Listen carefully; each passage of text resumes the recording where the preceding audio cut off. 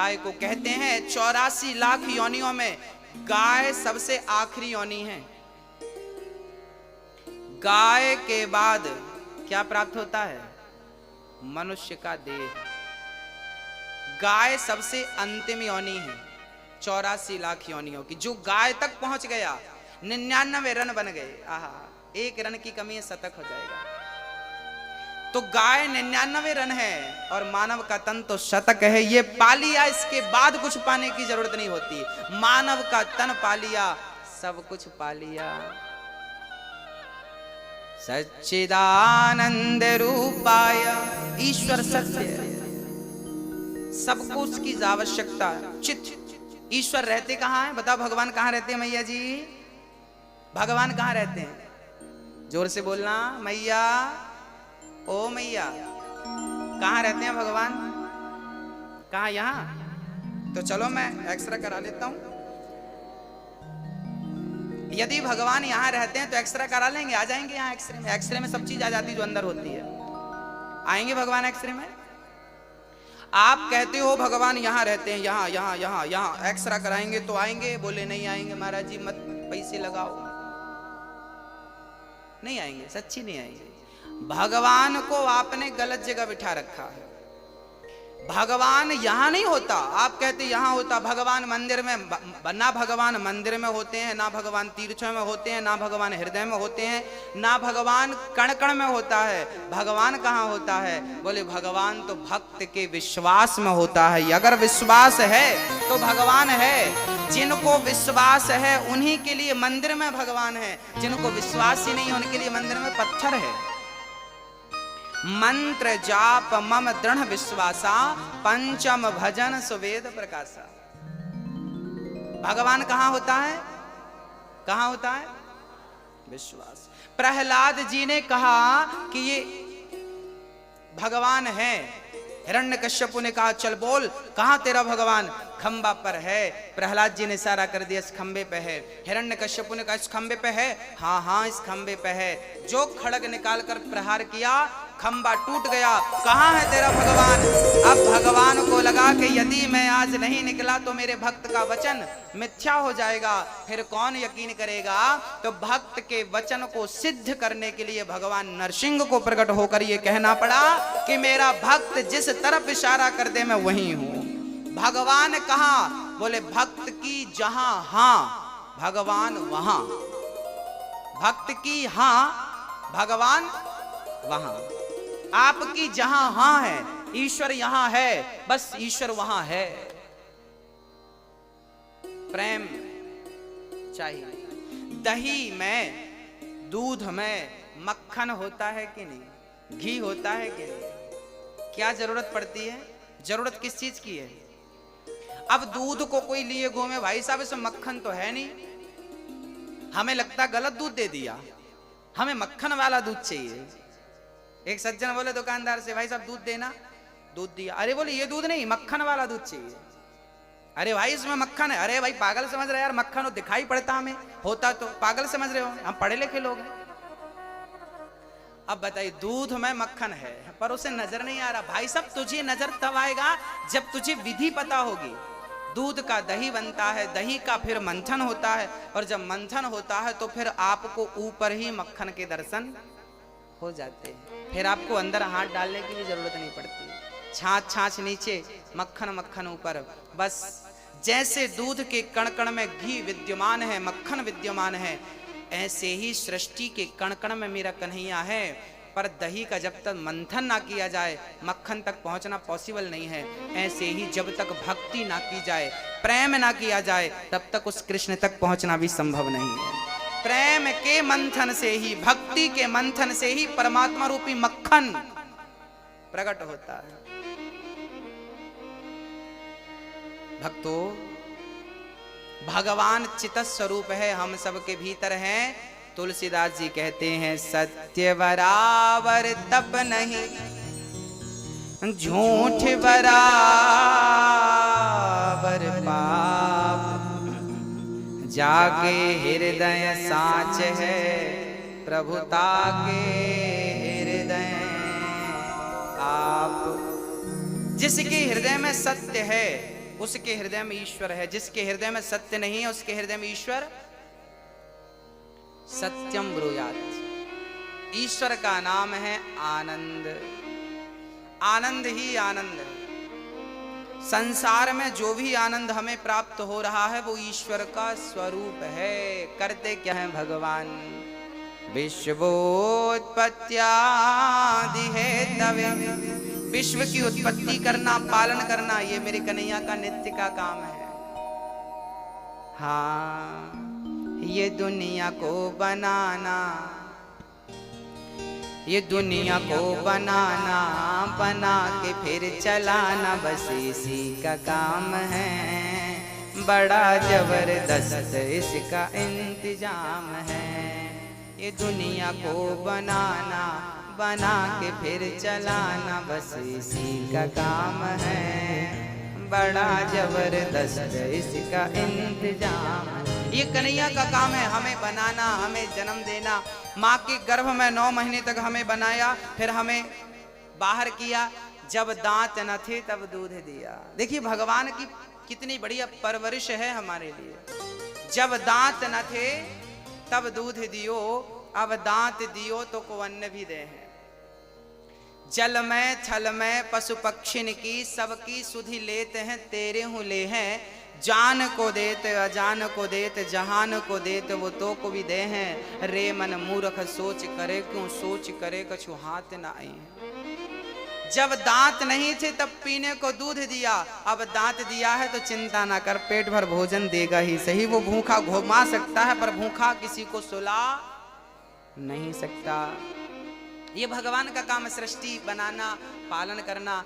एक रूप में भगवान, विष्णु के रूप में भगवान सृष्टि को पालित करते हैं, पालन करते हैं। ब्रह्मा रूप में उत्पन्न करते हैं, शिव रूप में संहार करते हैं। तापत्रय विनाशाय कहते हैं, जो भगवान की शरण में होता है जीवन में कभी दुख नहीं आता। कोई तन दुखी, कोई मन दुखी, कोई धन बिन रहते उदास, थोड़े थोड़े सब दुखी, सुखी राम के दास। संसार में सब दुखी हैं, कौन सुखी है? केवल भगवान के भक्त, वो सुखी है।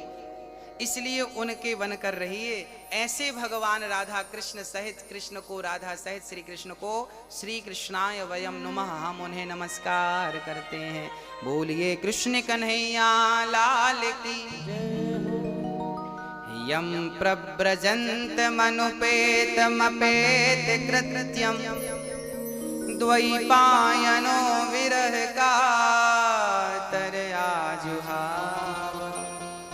पुत्रेति तन्मयतया तर्वोभिने दुष्टं सर्वभूत हृदयं मुनिमानतोऽस्मि। सुखदेव भगवान का जन्म हुआ। अच्छा, भागवत जी सबसे पहले किसने किसको सुनाई आपको विदित है? श्रवण करिए। ये भागवत कितनी बड़ी है मैं आपको बताता हूं। भागवत में श्लोक कितने हैं? 18,000। कितने श्लोक है मेरी माँ? अध्याय कितने हैं? 335। स्कंध कितने हैं? 12, 12। भागवत सबसे पहले किसने किसको सुनाई पता है आपको? किसने सुनाई? सबसे पहले भगवान नारायण ने अपने पुत्र ब्रह्मा को ये भागवत सुनाई। उस टाइम भागवत कितने श्लोकों की थी? आप कभी गंगोत्री जाएं, यमुनोत्री जाएं, या मां नर्मदा के उद्गम स्थल जाएं, अमरकंटक, तो जहां से गंगा निकलती है, यमुना निकलती है, नर्मदा मां निकलती हैं, पता है वहां पर ना वो बहुत छोटी सी होती है। नर्मदा जी जहां से निकली है वहां तो इतनी छोटी है कि आप छलांग लगा के पार कर लो, है ना? छोटा, उनका रूप स्वरूप छोटा है, पर वही आगे जाकर के क्या हो जाता है?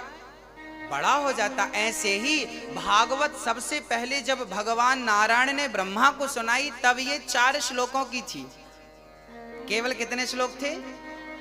अहमेवास्मेवाग्रे नान्यद यद सदसत्परम पश्चादहं यदेतच्च यो वशिष्येत सोऽस्म्यहम् ऋतीर्थं यत् प्रतीयेत न प्रतीयेत चात्मनि तद्विद्यादात्मनो मायां यथा भासो यथा तमः यथा महान्ति। 4 श्लोकों के बड़े सुंदर शास्त्रों में हमारे गुरुजनों ने वर्णन किए हैं। फिर वही 4 श्लोक ब्रह्मा जी ने अपने पुत्र को सुनाया, देवर्षि नारद जी को। फिर वही 4 श्लोकों की भागवत जी नारद जी ने वेद व्यास जी को सुनाई। तो वेद व्यास जी ने सोचा कि भाई 4 श्लोक हम तो समझ सकते हैं, पर संसार के तुच्छ प्राणी अज्ञानी लोग सूत्र की भाषा नहीं जान सकते, इनको विस्तार करके बताना पड़ेगा कोई भी बात, तब ये जानेंगे। तब उन 4 श्लोकों की व्याख्या कर दी श्री व्यास जी ने, विस्तार कर दिया, इसलिए उनका नाम भी पड़ गया वेद व्यास, विस्तार करने के लिए। वेद व्यास जी का यथार्थ नाम है द्वैपायन। क्या नाम है? द्वैपायन। व्यास जी का नाम है द्वैपायन। उनका नाम जब वेदों का विस्तार किया, भागवत आदि का, उनका विस्तार के कारण नाम पड़ गया वेद व्यास। व्यास मीन्स विस्तार। विस्तार को, अधिक को संस्कृत में व्यास कहते हैं। तो वेद व्यास नाम। अच्छा, वेद व्यास जी के पुत्र हुए हैं। एक बार क्या हुआ, भगवान शंकर अपनी पत्नी माँ, हमारी माँ पार्वती से कहा, देवी आज आप बड़ी उदास हो।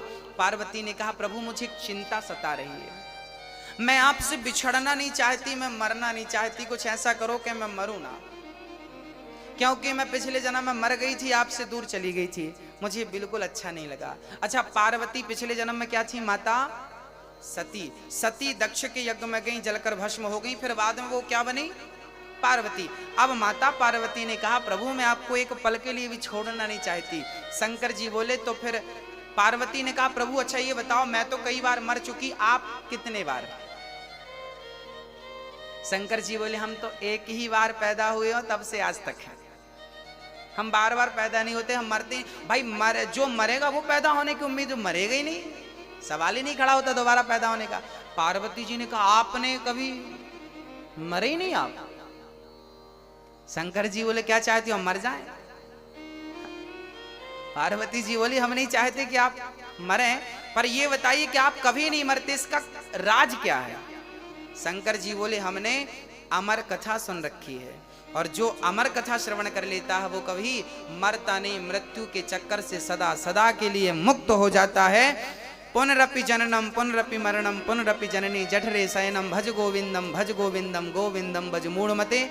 आद्य शंकराचार्य जी ने कहा है कि जो गोविंद का भजन करता है, जो गोविंद की शरण में रहता, भज गोविंदम गोविंदम भज मूढ़मते। मूढ़मते मतलब हम, मूढ़मते मतलब अज्ञानी लोग है, अज्ञानी लोग।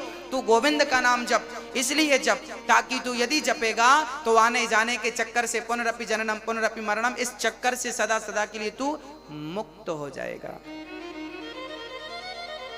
पार्वती जी से शंकर जी ने कहा, मैंने उस नाम को बहुत जपा है, कथा सुनी है, इसलिए मैं मरूंगा ही नहीं। 7 दिन बाद राजा परीक्षित से सुखदेव जी ने यही पूछा, राजन क्या आप मरोगे? परीक्षित ने कहा, प्रभु मैं तो आत्मा हूं, आत्मा अविनाशी है, कभी नहीं मरती। जो भागवत सुन लेता है वो अपने स्वरूप को जान लेता है, वो इस बात को जान जाता है कि मैं कभी मरूंगा ही नहीं, क्योंकि वो अपने आप को शरीर नहीं आत्मा समझने लगता है। इसलिए शंकर जी ने कहा, देवी, पार्वती जी ने कहा, तो हमें भी वो कथा सुनाओ जिससे आप मरते नहीं हैं। शंकर जी बोले, चलो। अब शंकर जी पार्वती को लेके अमरनाथ चले गए। अमरनाथ के जंगल में डमरू बजाई, सारे पशु पक्षी भाग गए, पर एक छोटा सा शुक मीन्स तोता। अच्छा, ये तोता कौन था? जब राधा जी धराधाम में लीला करने आई, आज शायद बात होगी आपके बात होगी आज या कल, आज कहां कहां चलेंगे मैं आपको बता। अच्छा, मैं 2 दिन की रूपरेखा बता देता हूं। इन 2 दिन में हो सकता कुछ जगह आज जाए, कुछ जगह चले, इसलिए मैं समझा देता हूं। हम लोग 84 कोस की परिक्रमा में भांडीव वन चलेंगे, है ना? कहां चलेंगे? भांडी वन में क्या हुआ था? भांडी वन में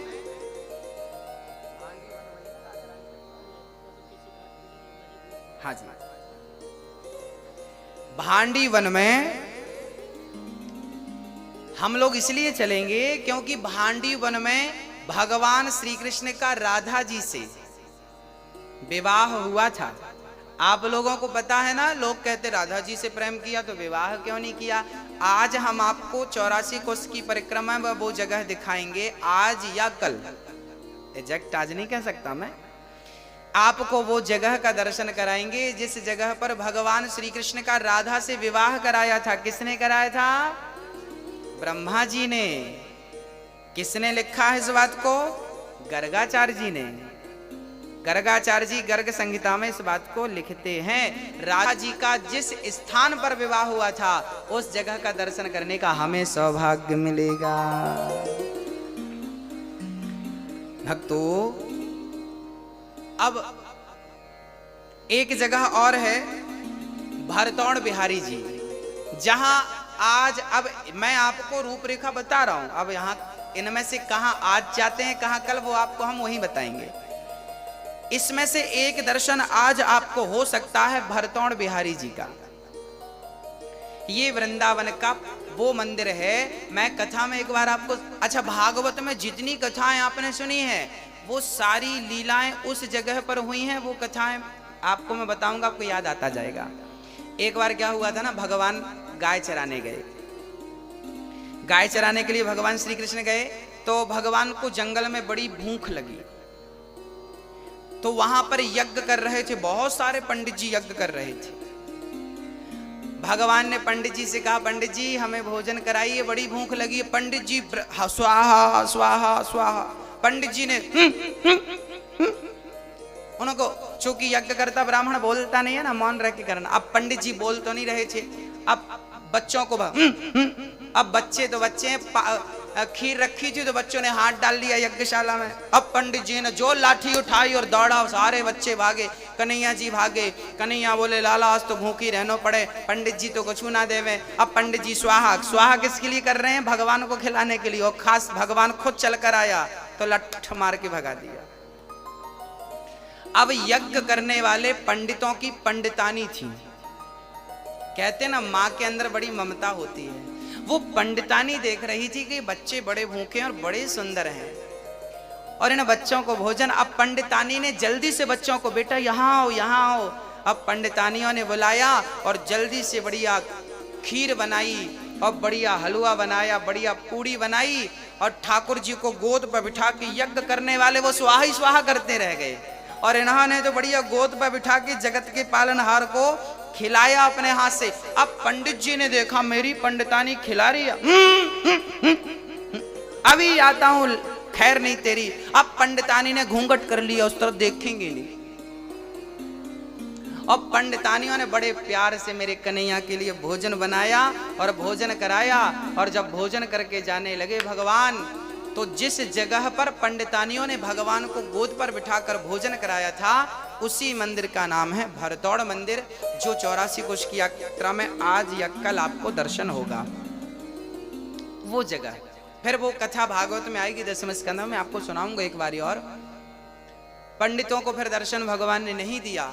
फिर वो जब भगवान चले गए तब हवन करते ब्राह्मणों को आकाशवाणी हुई, अरे पंडितों, जिसके लिए तुम हवन कर रहे हो वो तो तुम्हारे द्वारे पर आया, तुमने डांट कर भगा दिया। अब तो सारे पंडित रोने लगे, प्रभु अपराध हो गया, हम आपको पहचान नहीं सके, बड़ी गलती हो गई, क्या करें प्रभु।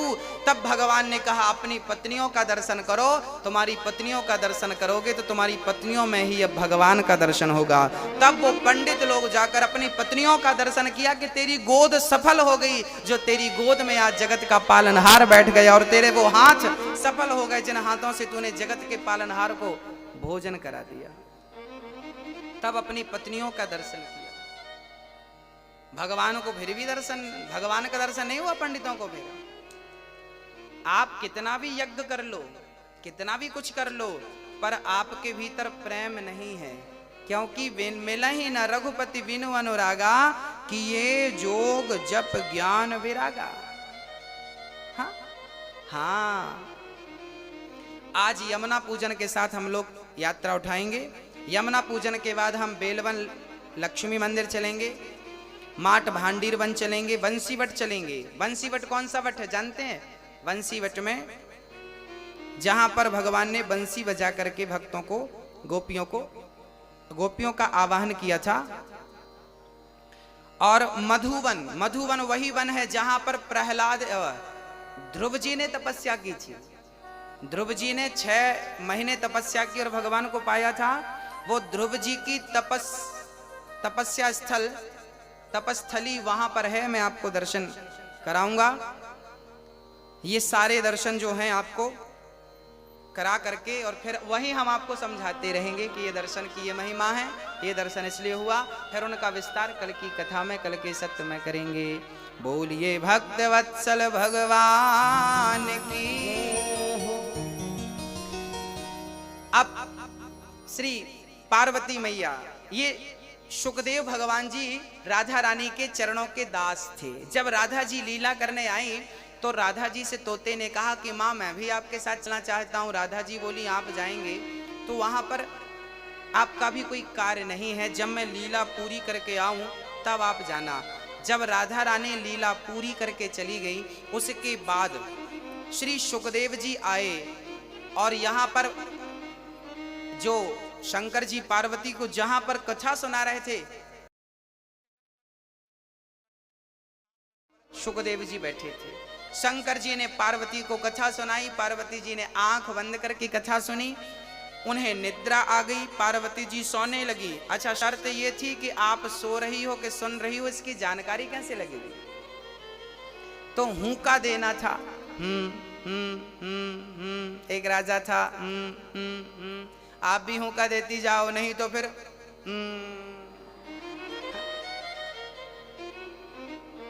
बोलो राधे। आप लोग भी हुंका देते जाना, थके हैं आप लोग, नींद आ सकती है। शंकर जी हुंका सुनते गए। अच्छा, पार्वती जी सो गई ना तो तोता हुंका देना शुरू कर दिया। और जब तोते ने हुंका दिया, कथा पूरी हुई, शंकर जी ने जयकारा लगाई, बोलिए वृंदावन बिहारी। अब उनकी नींद खुली। पार्वती जी ने कहा स्वामी जी आगे क्या हुआ, फिर क्या हुआ? शंकर जी ने कहा कथा तो पूरी हो गई, आप कहाँ थी? मैं सो गई थी। अच्छा, तो फिर हुंका तो बराबर मिला, जवाब किसने दिया? अब शंकर जी ने पलट कर देखा तो तोता बैठा था। शंकर जी ने त्रिशूल निकाला, चोरी से तुमने कथा सुनी। त्रिशूल निकाल कर दौड़े। व्यास जी की पत्नी मासिक धर्म से निवृत्त होकर के अपने केस सुलझा रही थी। वो तोता दौड़ता हुआ आया, उड़ता हुआ और माँ के गर्भ में, व्यास जी की पत्नी के मुख से गर्भ में चला गया। शंकर जी ने कहा देवी हमारा चोर तुमने अंदर स्थान दिया है, अपने गर्भ में जल्दी से निकालो। व्यास जी की पत्नी ने कहा शंकर जी आपका चोरी क्या हो गया? आपके पास ऐसा क्या है कि कोई चुराएगा? चोर सारे मंदिरों में जाते हैं, शंकर जी के मंदिर में नहीं जाते। चोरों को शंकर जी के मंदिर में मिलेगा ही नहीं। और शंकर जी भी बड़े भोले भाले हैं। एक बार एक चोर शंकर जी के मंदिर में पहुंच गया, कुछ नहीं मिला तो शंकर जी के ऊपर घंटा लटक रहा था, टन टन टन बड़ा। चोर को लगा यार इसको बेचूंगा तो मिल जाएगा 2-4 हजार रुपए। अब घंटा निकालने लगा पर शंकर जी के ऊपर कोई चेयर वगैरह नहीं थी कि पांव छड़के निकाले।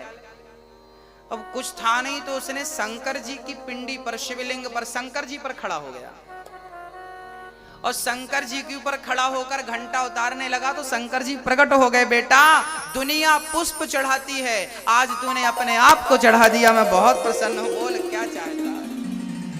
पर चोर की बुद्धि भी भ्रष्ट थी। चोर ने कहा कुछ नहीं चाहता, घंटा उतरवा दो बस। ये घंटे पे हाथ लगवाओ तो ये उतर जाए, तो 2-4 हजार का काम बने।